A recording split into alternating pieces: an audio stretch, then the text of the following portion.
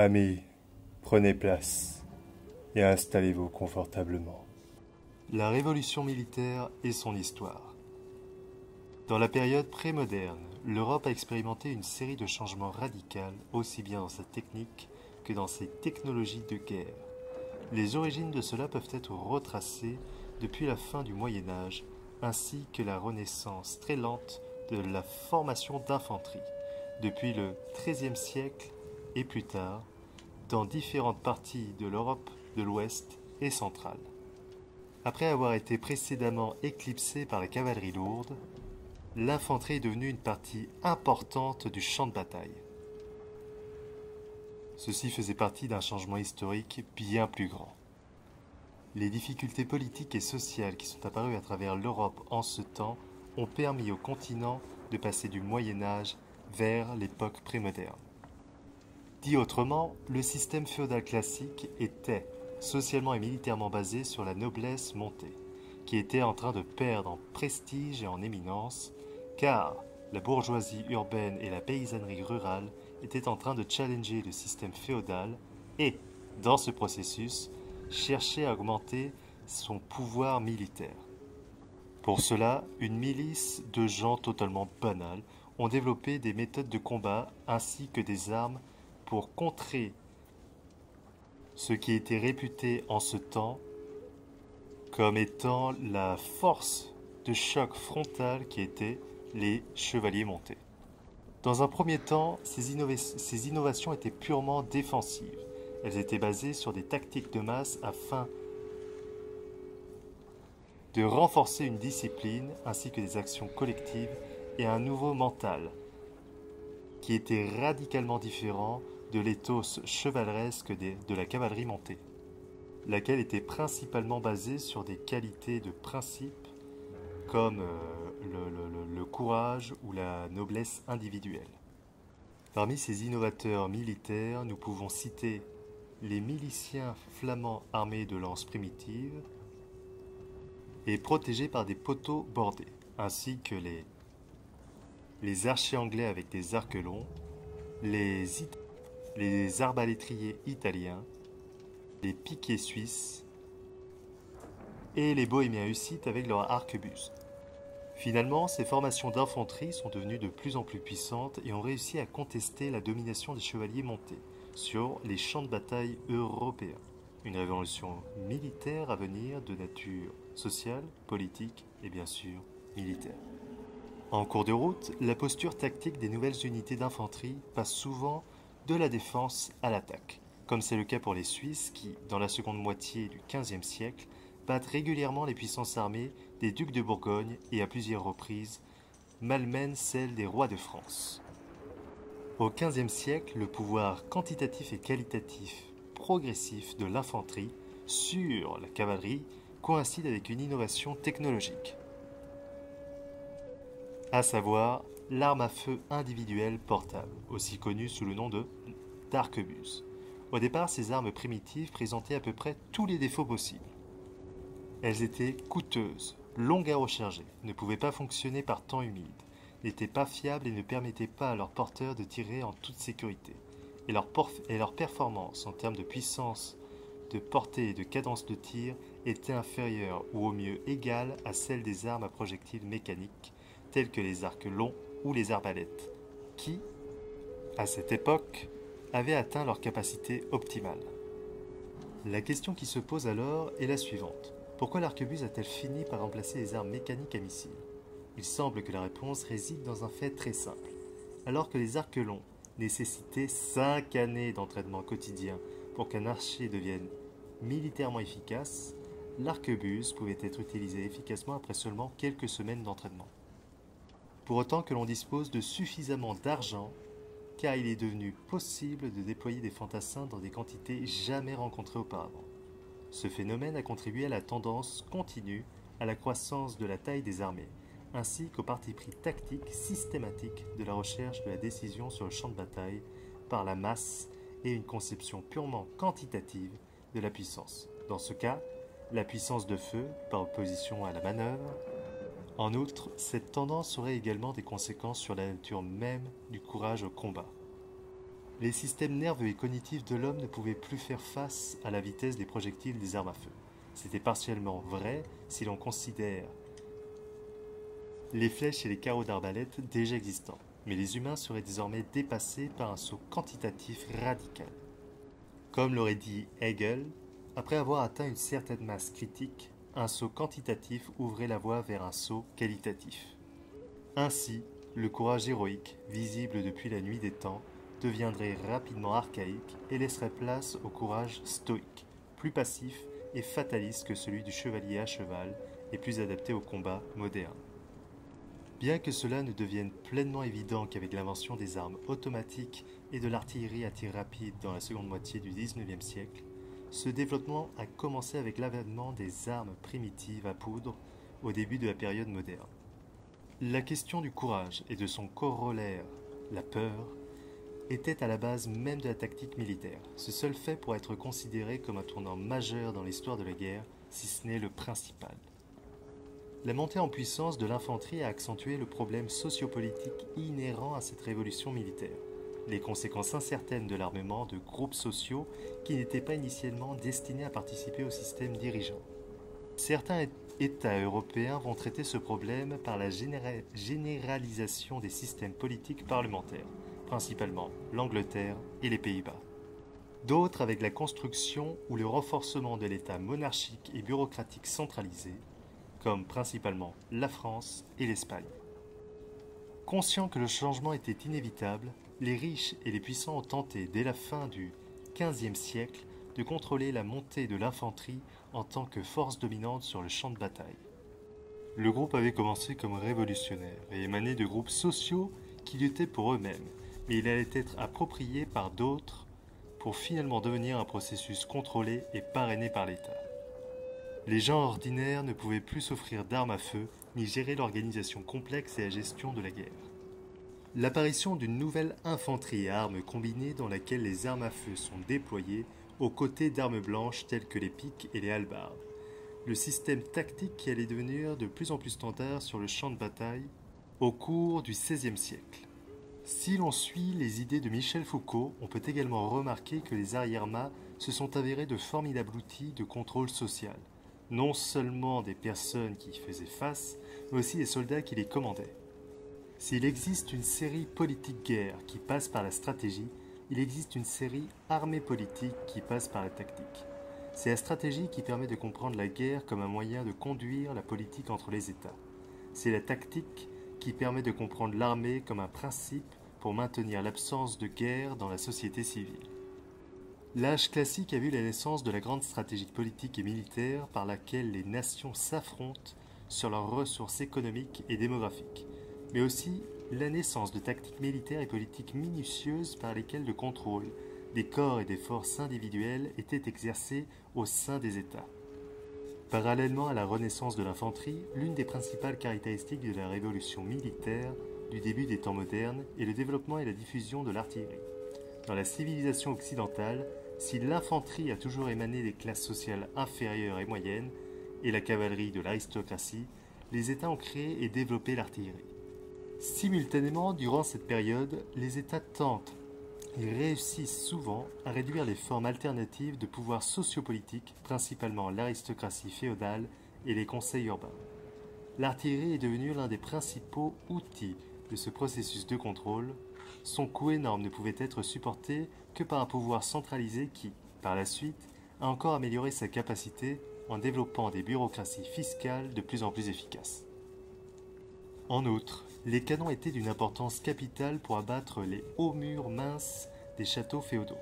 L'aristocratie médiévale ne pouvait pas résister à un tel défi politico-militaire, en particulier dans une situation où son pouvoir socio-économique était déjà malmené par une bourgeoisie croissante. Sur le plan tactique, l'artillerie est d'abord utilisée comme une arme de siège, et son déploiement sur le champ de bataille s'avère problématique. Ces difficultés commencent à être surmontées dans la seconde moitié du XVe siècle, lorsque les ingénieurs, notamment en France, développent plusieurs améliorations technologiques. De nouveaux procédés métallurgiques ont permis de forger des tubes plus résistants et moins chers. Une nouvelle poudre à canon a augmenté la portée et la puissance de frappe. Enfin, les tubes sont montés sur des chariots à roues et des pivots métalliques sont forgés sur leurs côtés, ce qui facilite le déplacement et la visée du canon. Avec les armes à feu individuelles, l'utilisation de l'artillerie dans les batailles a accéléré l'augmentation de la puissance de feu qui allait transformer à jamais le visage de la bataille. L'autre grande caractéristique de la révolution militaire est celle qui a alimenté la plupart des débats entre historiens au cours de l'histoire et l'utilisation de l'artillerie. La plupart des débats entre historiens au cours des années 1990 a été la transformation radicale du système de fortification occidental. Incapable de résister aux bombardements d'artillerie, les hautes et relativement fines murailles des forteresses médiévales ont cédé la place à un nouveau type de fortification appelé forteresse d'artillerie. Ces nouvelles fortifications étaient caractérisées par d'épais murs creux et un plan en forme de flocon de neige qui permettait aux défenseurs de balayer chaque pied des murs avec des tirs de canon en enfilade. Comme l'écrit Clifford Rodja, l'argent, le temps et le travail de siège méthodique, plutôt que les victoires sur le champ de bataille, sont devenus le fondement du succès militaire. Une fois que les ingénieurs italiens eurent jeté les bases théoriques et pratiques du nouveau système du XVIe siècle, d'autres pays leur emboîtèrent le pas, principalement la France et les Pays-Bas, menés au XVIIe siècle par deux personnalités de premier plan, Sébastien le Pestre de Vauban et Menno van Corum. Les architectes italiens ont d'abord ouvert la voie à ce type d'ingénierie au XVe et XVIe siècle. Aidés par le fait politique que des dizaines de cités-États italiennes étaient constamment en guerre les unes contre les autres à cette époque, après la disparition des ingénieurs italiens, l'excellence dans l'art de la construction de forteresses et de leur prise d'assaut est revenue aux Français et aux Hollandais. Les nécessités géostratégiques ont forcé ce changement, en particulier la volonté de défendre, d'évaluer et d'améliorer la sécurité. D'étalonner et de sanctifier les limites du précaré de la monarchie absolutiste française et la guerre défensive des Pays-Bas contre l'impérialisme espagnol. Plus encore que l'artillerie, seuls les États pouvaient assumer le coût de ces fortifications. À leur tour, les nouveaux systèmes de fortification sont devenus l'un des principaux outils directs et indirects contribuant à accroître le pouvoir et la centralisation des États modernes. Cette période a également été marquée par une transformation de la cavalerie. La chevalerie associée aux chevaliers à cheval du Moyen-Âge a évolué vers la cavalerie lourde. Un rôle fonctionnel sans le contexte social, économique, politique et idéologique ou même esthétique de la guerre des chevaliers. La cavalerie n'a conservé que les rôles tactiques très spécialisés des manœuvres de choc et de percée sur le champ de bataille. Parallèlement à la cavalerie lourde, la cavalerie légère s'est avérée nécessaire pour la reconnaissance et le dépistage, terme utilisé à l'époque pour désigner les opérations de guérilla et de raid. Comme cette tradition tactique n'existait pas dans la civilisation occidentale, les formations de cavalerie légère ont dû être importées des Orients, le sud de l'Espagne, l'Est et le sud-est de l'Europe. Au départ, les mercenaires de ces régions remplissaient le rôle de la cavalerie légère. Par la suite, les unités de cavalerie légère recrutées localement sont devenues une partie intégrante et habituelle des armées occidentales.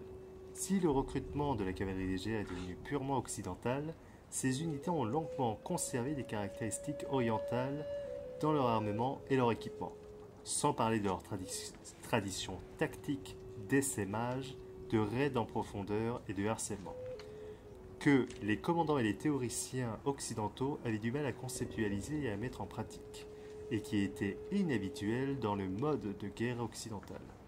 En effet, la guerre n'a pas été pratiquée en Occident pendant des siècles, et le seul appareil théorique disponible était celui des auteurs de l'Antiquité, grecs et romains, qui ont prouvé que la guerre n'était pas un problème.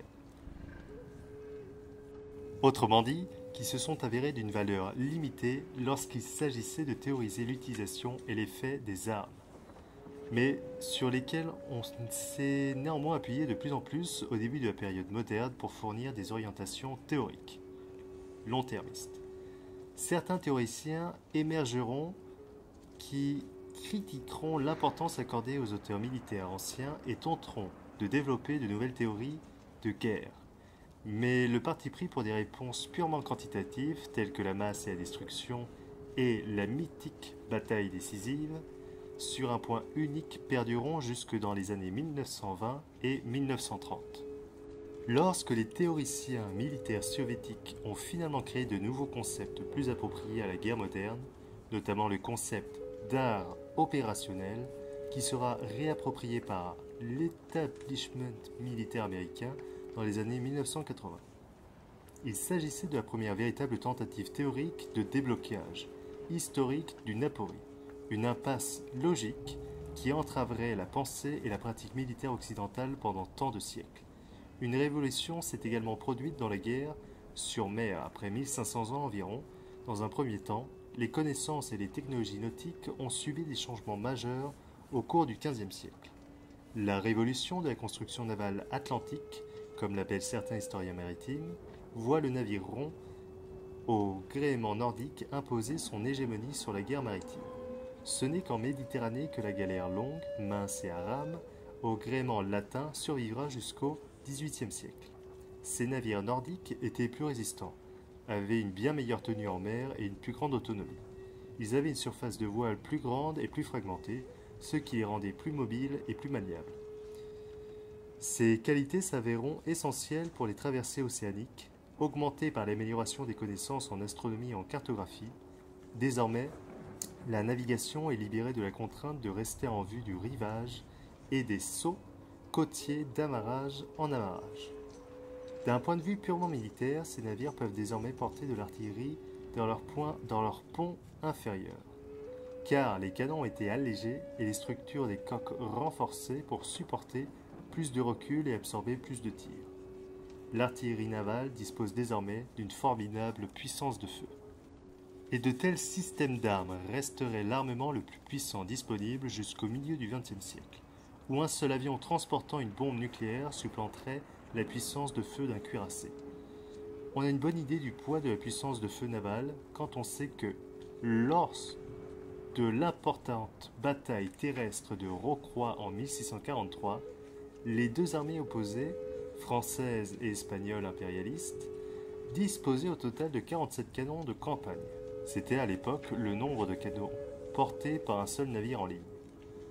Les Anglais ont apporté l'une des principales améliorations à l'artillerie navale au XVIe siècle, lorsqu'ils ont montré les canons sur de nouveaux affûts à 4 roues, des petites roues, radicalement différentes de leur homologue terrestre sur 2 grandes roues. Cela permettait d'obtenir une plateforme plus stable et un rechargement plus rapide. Ces améliorations technologiques augmentaient l'intégration des canons à la coque du navire, le transformant en un véritable système d'armes à part entière, au sens moderne du terme et véritablement maritime. Les navires de guerre sont désormais des plateformes d'artillerie hautement mobiles, par opposition aux porte-fantassins conçus pour les combats d'abordage entre navires. Depuis l'aube de la guerre navale, ce dernier type de combat était en fait davantage une bataille terrestre transplantée à la surface de la mer qu'une véritable bataille navale. Combinés à l'amélioration de la navigation et à l'extension de la portée des navires, ces changements se sont avérés décisifs non seulement pour l'expansion européenne outre-mer, mais aussi pour la création de tactiques spécifiquement navales et plus particulièrement de la stratégie navale. Cela a constitué un changement radical dans toute l'histoire de la stratégie et pas seulement dans l'histoire de la stratégie occidentale. L'élaboration d'une stratégie navale impliquait une toute nouvelle Weltanschauung, et pour la première fois, la stratégie pouvait devenir non seulement mondiale, mais aussi globale, c'est-à-dire plus que jamais étroitement et directement liée à d'autres domaines tels que la finance, le commerce, le droit, la politique, la diplomatie, la science, l'astronomie, la technologie et l'industrie. En outre, la puissance navale impliquait une compréhension résolue du fait que, sur les océans plus encore que sur les terres, les principes stratégiques de permanence et d'endurance étaient de première importance. Cela mettait en évidence l'importance vitale de la logistique et avait également une conséquence opérationnelle. La victoire dans une bataille navale ne pouvait pas gagner les guerres et encore moins la maîtrise de la mer. Le caractère décisif d'une bataille était encore plus impossible à obtenir sur mer que sur terre. Un tel processus nécessiterait un saut quantique ou qualitatif, intellectuel, comme diraient les philosophes continentaux, que les Anglais n'ont fait que au XVIe siècle. L'Angleterre élisabéthaine a vu l'émergence d'une pensée philosophique de la puissance et du pouvoir qui a abouti à un résultat très concret.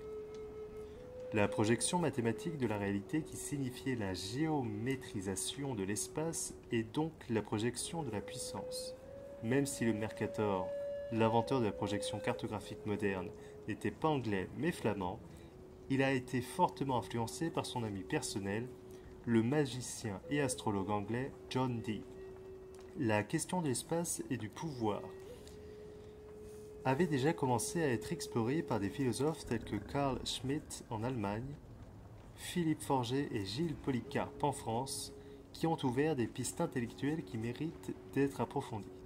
Par exemple, la volonté des colons d'Amérique du Nord de s'étendre vers l'Ouest a été fortement combattue à Londres et les rebelles ont donc été contraints de rechercher leur indépendance formelle et politique pour y parvenir. Depuis le début de l'expansion occidentale, l'Angleterre avait compris que l'impérialisme moderne était axé sur les réseaux et non sur les terres. On peut même aller plus loin et affirmer que les impérialismes tels que celui de l'Espagne étaient plus archaïques, car plus agraires, c'est-à-dire avec un système d'exploitation agricole. C'est-à-dire qu'ils avaient un tropisme pour gagner de simples mètres carrés comme racine du pouvoir. Depuis le XVIe siècle, l'Angleterre a cherché à faire un commerce intensif avec les territoires espagnols et portugais des Amériques, mais a dû se faufiler par la force, la piraterie ou la contrebande, parfois à très grande échelle. En 1713, après la guerre d'Utrecht, qui met fin à la guerre de succession d'Espagne par une victoire britannique sur l'Espagne et la France, Londres choisit de renforcer son réseau stratégique plutôt que de gagner de vastes territoires, laissant à Madrid la gestion interne des colonies espagnoles d'Amérique. Londres a préféré s'assurer le quasi-monopole de facto du commerce avec ses colonies. De cette manière, la puissance et la gloire espagnoles ont été mises à mal. Dans les années 1990, au moment où les chercheurs tels que Roger travaillaient sur la période moderne précoce, un autre débat sur la révolution militaire était en cours, cette fois au sein de l'établissement militaire américain, afin de déterminer si un tel processus révolutionnaire devait être initié dans le pays au sein des forces armées américaines. L'objectif était de tirer des leçons de la guerre du Golfe de 1991 et d'introduire des changements technologiques, tactiques et opérationnels majeurs au sein des différentes armées. Cependant, même après avoir publié des tonnes de documents et organisé de nombreuses conférences, aucune conclusion claire n'a été tirée. Ce n'est qu'à la toute fin des années 90 que quelques articles et livres ont enfin été publiés dans ce domaine, tentant parfois de manière intelligente et avec succès d'établir des liens avec le débat sur les premières années modernes. Il semblait que les stratèges modernes commençaient à comprendre qu'une large perspective historique pouvait être utile lorsqu'ils traitaient de concepts aussi complexes et fragiles. Mais ce débat utilisait principalement deux termes légèrement différents, la révolution militaro-technique, MTR, et la révolution dans les affaires militaires, RMA. Ces deux concepts n'ont jamais été conçus pour être aussi larges que la révolution militaire, proprement dite, mais plutôt strictement technologique et tactique. Tous deux ont également été plus ou moins inspirés par les écrits théoriques militaires soviétiques des années 1920 et 1930, sur le rôle de la guerre civile américaine dans la renaissance de la guerre industrialisée et des années 1980 sur l'utilisation de l'électronique et des armes intelligentes. Si le débat linguistique sur la terminologie est très utile et doit certainement se poursuivre, il serait dommage qu'il bloque la recherche et le débat sur le phénomène historique de la révolution militaire, ou quel que soit le nom qu'on lui donne, en particulier lorsqu'il aboutit à de l'écrémage, comme ce fut parfois le cas avec le débat MTR-RMA. En outre, de tels concepts apparaissent à leur tour assez fragiles, principalement parce qu'ils mettent trop l'accent sur la technologie, alors que toutes les révolutions ou mutations militaires précédentes nous enseignent que les armes et la technologie ne signifient rien en soi.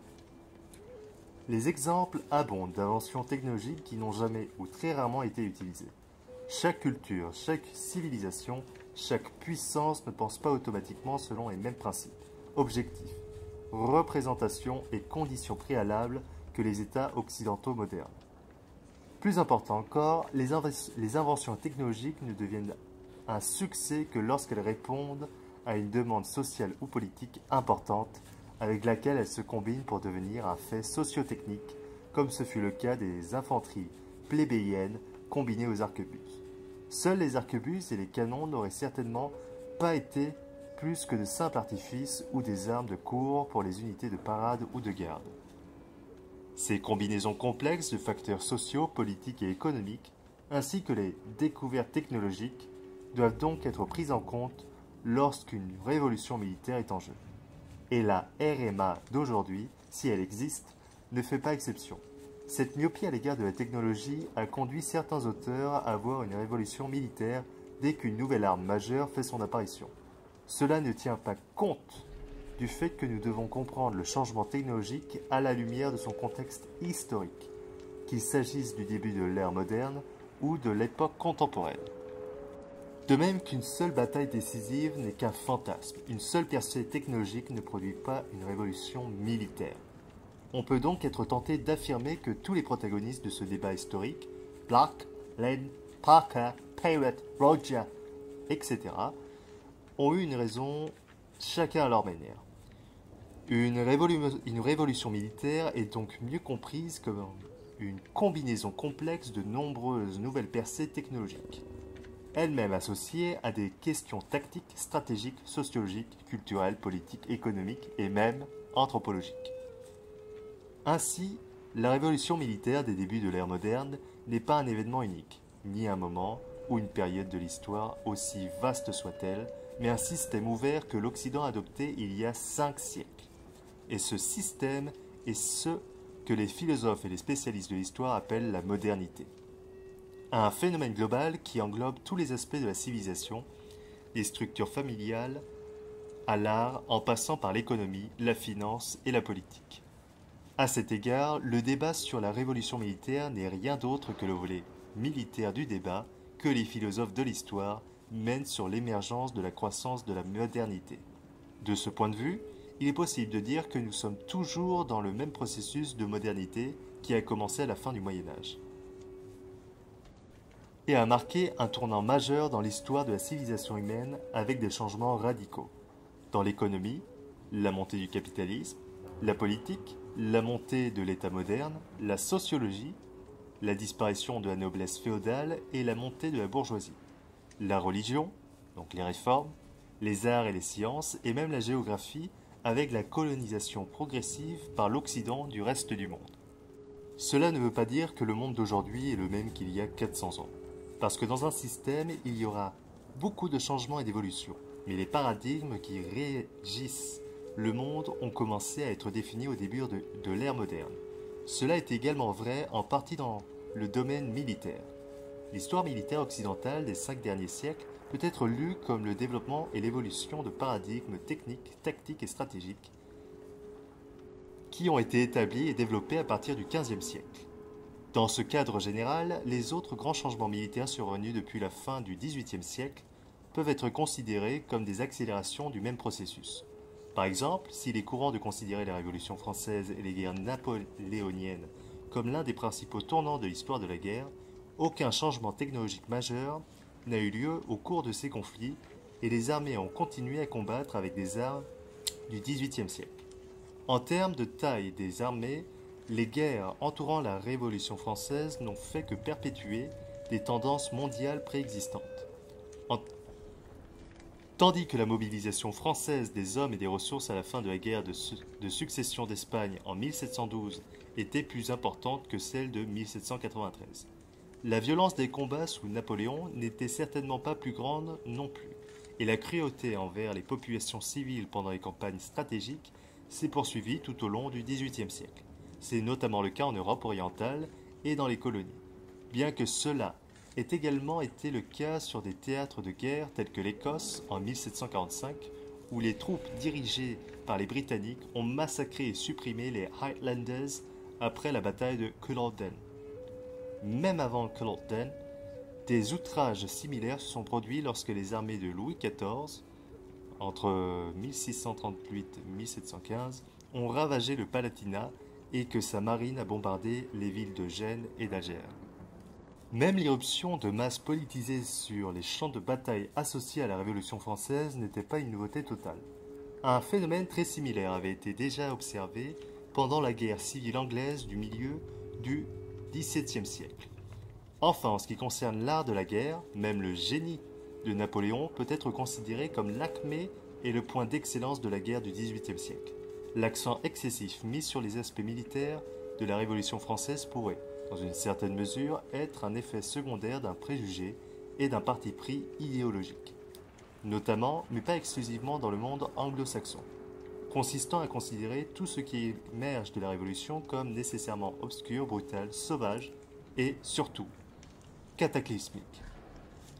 C'était évident chez les Tories à l'époque et, on pourrait dire qu'il est encore évident aujourd'hui dans la grille mentale inconsciente de nombreux historiens qui transfèrent les changements politiques et sociaux importants ou cataclysmiques provoqués par la Révolution politique et sociale, qui elle-même provoquée par les événements de 1789 au domaine militaire, voyant une révolution militaire là où il n'y en avait pas. Un point de vue plus équilibré consiste à dire que les guerres entourant la Révolution française s'inscrivaient dans un processus à la fois de continuité et de changement en termes de développement militaire. L'accent est mis davantage sur la continuité qui remonte au début de la période moderne que sur le changement révolutionnaire associé à la Révolution française. Un tournant beaucoup plus important s'est produit avec la révolution industrielle du XIXe siècle, elle qui a vu la prééminence absolue de la puissance militaire occidentale sur le reste du monde. Une situation déséquilibrée qui était complètement nouvelle dans l'histoire. À partir du milieu du siècle commence le grand processus d'industrialisation et de mécanisation de la guerre qui conduira à un continuum clair de changement. De la machine à vapeur et du télégraphe du XIXe siècle aux mitrailleuses, chars, avions et radios du XXe siècle. La révolution nucléaire peut être considérée comme faisant partie de cette évolution, puisque les armes nucléaires ont d'abord été développées, utilisées et considérées comme de simples explosifs beaucoup plus puissants. Lorsque les dirigeants ont réalisé qu'elles étaient bien plus que cela, la révolution nucléaire a transformé la diplomatie et les relations internationales et non les affaires militaires. Mais tous ces changements peuvent également être considérés comme une simple accélération brutale et géométrique de la modernité, dans lequel les véritables révolutions coperniciennes ont vu la transformation de la nature anthropologique, du courage et de la peur, et le débordement de la cognition humaine, la quête sans fin de la supériorité matérielle, la nature en réseau du pouvoir, la disparition du paradigme millénaire de la bataille décisive sur un point unique, et la montée, s'il existe, d'un mode de guerre occidental. Nous devons certainement le chercher ici plutôt que dans la Grèce antique, comme le suggère Victor Davis Hanson. En outre, comme Geoffrey Parker et Mark Grimsley le préconisent, nous devrions commencer à critiquer en profondeur ce que ces deux auteurs appellent le récit militaire occidental. L'histoire militaire des civilisations non occidentales doit encore faire l'objet de recherches plus approfondies, bien que les écrits de Geoffrey Parker, Weston F. Cook et Jeremy Black fournissent une base très solide. La manière dont les populations non européennes ont perçu l'arrivée des Européens et ont vécu leur prise de pouvoir mérite d'étudier plus avant. Enfin, les conceptions non occidentales des conflits et de la violence méritent également d'être étudiées, notamment parce que l'Occident appelle guerre n'était pas la même en dehors de l'Europe. Alors qu'à l'inverse, ce que les Européens appellent violence, banditisme, brigandisme ou petite guerre, les non-européens l'appellent guerre. Pour comprendre le débat sur la révolution militaire, les historiens militaires seraient bien avisés de travailler avec leurs collègues d'autres sous-spécialités, telles que l'histoire, l'économie, la politique, l'histoire sociale, l'histoire culturelle et l'histoire des représentations et des idées et l'histoire des technologies. Mais il devrait établir des liens réguliers avec d'autres disciplines comme la philosophie, la sociologie, l'anthropologie, l'ethnologie et la linguistique. Peut-être même la neuropsychiatrie et les sciences cognitives. Une telle approche pourrait être l'occasion de revitaliser l'idée de l'histoire totale envisagée par Fernand Braudel. Même si un tel projet n'est jamais réalisé, tenter de s'attaquer à des questions aussi importantes permettra d'injecter des perspectives de longue durée dans une discipline qui en a bien besoin, l'histoire militaire. Chapitre 2. La guerre et la montée de l'État.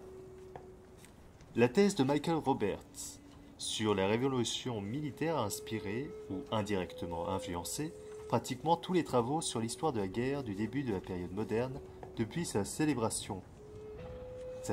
conférence inaugurale de 1955.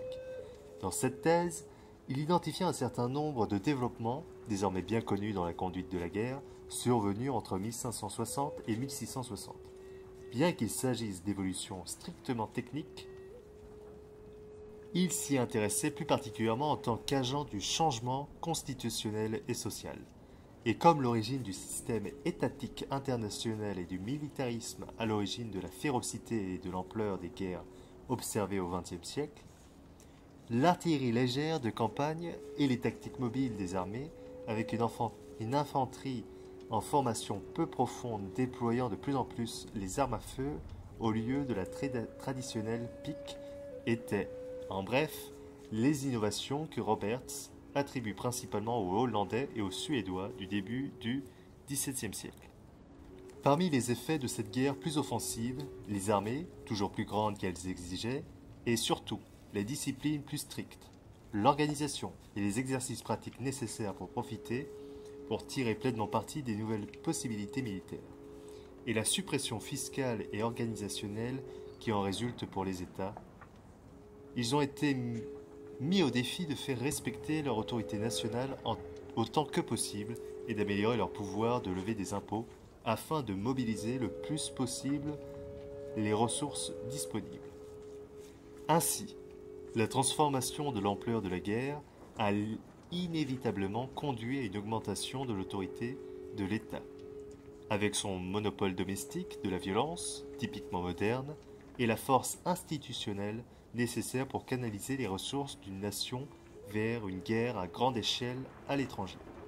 Pour illustrer les limites de la thèse de la révolution militaire lorsqu'elle s'applique à la construction de l'État, ce chapitre examinera de près le cas de la France. Bien que Roberts lui-même en ait très peu parlé, la France répond particulièrement bien à son modèle. En 1598, le royaume sort, épuisé de près de 40 ans de guerre civile dévastatrice, les guerres de religion du XVIe siècle, sous l'impulsion du cardinal de Richelieu, l'influent premier ministre de Louis XIII. La France catholique entre officiellement dans la guerre de 30 ans en 1635, en alliance avec les provinces néerlandaises unies, la Suède et d'autres puissances protestantes.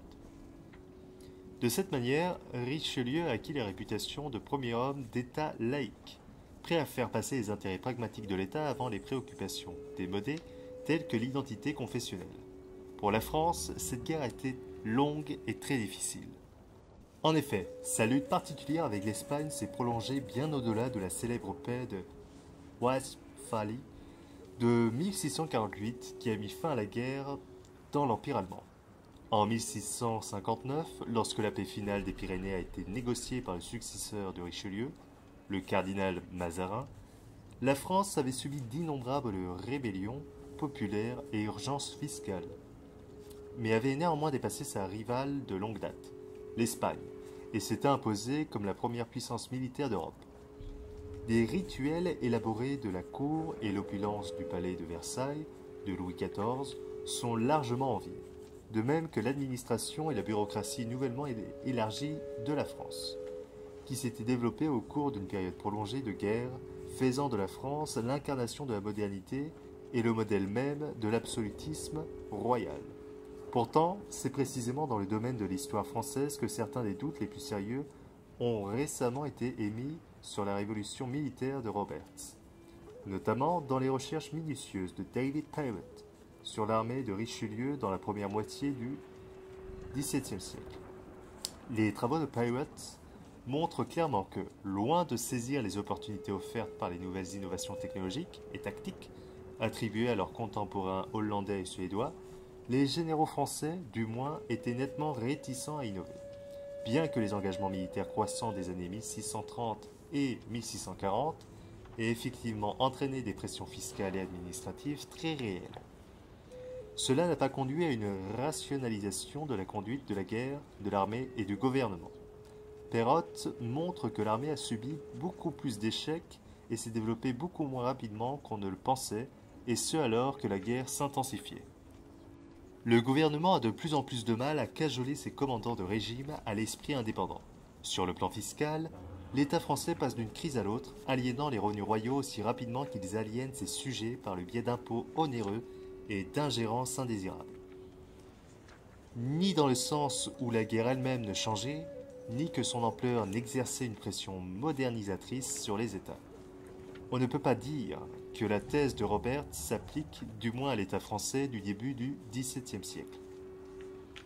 Le véritable défi à la thèse est plutôt venu d'une prise de conscience croissante parmi les historiens militaires que pour comprendre les transformations de la guerre. Nous devons ajouter à notre intérêt pour les développements tactiques et technologiques les forces politiques formatrices à l'œuvre dans une société et qui lient une nation dans un but commun. Et comme le démontrent les réflexions de Jeremy Black, en particulier ceux de la France à la fin du XVIIe siècle, Black, lui aussi, a remis en question l'orientation de la thèse de Roberts, en identifiant les différents développements technologiques comme étant les plus importants. Dans ce cas précis, le mousquet à plat et la baïonnette à douille de la fin du XVIIe et du début du XVIIIe siècle. Plus important encore, Black affirme que ce n'est qu'à cette époque, avec la levée et le soutien d'armées disciplinées et professionnelles à une échelle sans précédent, que quelque chose de digne du terme révolutionnaire s'est produit dans la guerre européenne depuis au moins la fin du XVe siècle. De cette manière, il a non seulement remis en question le point de vue de Roberts, mais a également réévalué son lien entre la guerre et l'État, avant que la France puisse développer une armée vraiment efficace, plus grande et bien soutenue. Selon Black, la capacité organisationnelle de l'État devait s'être améliorée, comme ce fut le cas après 1661 sous Louis XIV. En inversant effectivement la relation de cause à effet proposée par Roberts, l'État est ramené dans l'équation. Il n'est plus simplement le produit, mais maintenant aussi une condition préalable à des changements militaires substantiels. À certains égards, Black suivait les traces de J.R. Hale, qui, en 1985, avait commencé à qualifier l'impact de la technologie, plus précisément l'efficacité de cette nouvelle artillerie plus lourde de la fin du XVe siècle qui, il insistait sur le fait que l'efficacité de cette nouvelle artillerie plus lourde dépendait de facteurs associés tels que le moral, l'approvisionnement, l'ingéniosité défensive, l'habileté et l'expérience. Allant plus loin, Hale a également remis en question la crédibilité de l'affirmation selon laquelle même des changements aussi profonds dans la guerre auraient pu stimuler la croissance de l'état de la Renaissance, tout en identifiant un certain nombre de changements dans l'ampleur et la conduite de la guerre sur une longue période, ce que Hay préférait appeler une réforme militaire à plus long terme. Et reconnaissant qu'ils ont créé une pression de type SCAL, ils affirment que la plupart des États pouvaient, dans l'ensemble, y faire face. Ils avaient les préoccupations internes et suivaient leur propre trajectoire de développement que la guerre affectait mais ne dirigeait pas. La valeur de l'ouvrage de Hale réside dans sa sensibilité à toute une série d'influences sociales et culturelles sur la guerre, notamment le rôle personnel des monarques et leur propre raison de se battre en premier lieu. Les historiens militaires soulignent donc de plus en plus d'importance des attentes sociales et culturelles quant à la nature de la guerre, ainsi que les effets de facteurs politiques intangibles sur son développement. Cela enrichit certainement notre compréhension du passé, même si cela n'apporte pas de réponse facile sur les développements de l'État, car, ce faisant, on ne choisit pas nécessairement. Les deux approches théoriques de l'essor de l'État moderne n'ont pas de rapport entre elles, ni même de distinction. Celle de Roberts, fondée comme elle est, sur l'influence formatrice directe du changement tactique et technologique, et celle définie par Knox et Murray, qui souligne la croissance de l'État comme catalyseur nécessaire du changement militaire. L'essai de Hine, par exemple, conteste et réaffirme simultanément les hypothèses qui sous-tendent la thèse de Roberts. Bien qu'il conclue que la technologie n'a pas été à l'origine de changements militaires ou politiques significatifs sous Louis XIV. En précisant qu'elle aurait certainement pu le faire, il ne remet pas en cause les modèles de changement basés sur la technologie. En fait, il les adopte positivement en reprenant l'affirmation de Parker selon laquelle la technologie maritime a conduit directement à l'expansion européenne outre-mer et l'exportation réussie d'un style de guerre européen à travers le monde.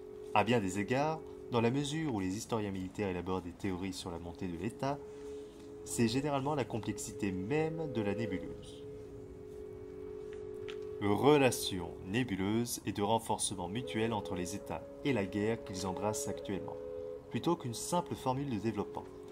La plupart d'entre eux seraient probablement d'accord avec Frank Talent pour dire que la guerre a eu un effet profond sur les États, comme probablement le facteur unique le plus important influençant sa croissance, mais qu'il n'y avait pas de lien de causalité uniforme et inévitable. La réaction des historiens militaires et ou politiques aux récents événements de politique internationale a été plus sensible et plus productive.